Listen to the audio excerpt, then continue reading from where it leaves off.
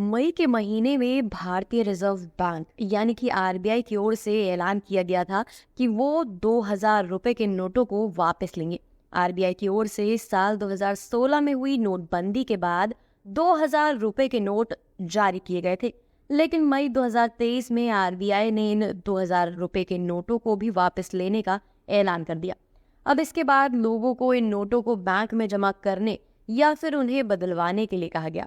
इसके साथ ही आरबीआई ने एक तारीख भी निर्धारित की थी। आरबीआई ने कहा था कि लोग 30 सितंबर 2023 तक 2000 रुपए के नोटों को बैंक अकाउंट में जमा करा सकते हैं या फिर बैंक में जाकर इन नोटों को बदलवा भी सकते हैं।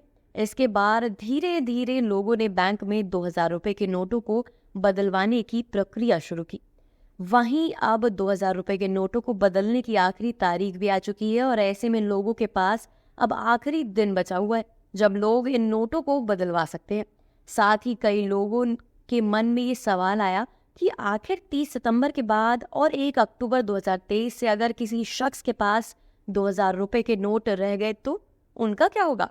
इसको लेकर आरबीआई की ओर से ये बताया गया है कि 30 सितंबर के बाद भी 2000 रुपए के नोट लीगल टेंडर बने रहेंगे।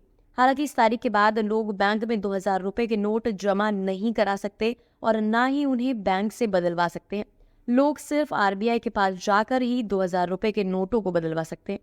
हालांकि अगर 30 सितंबर के बाद अगर कोई शख्स 2000 रुपए के नोटों को बदलवाता है तो उसे आरबीआई की ये स्पष्ट बताना होगा कि निर्धारित तारीख को वो 2000 रुपए के नोटों को क्यों नहीं बदल पाया।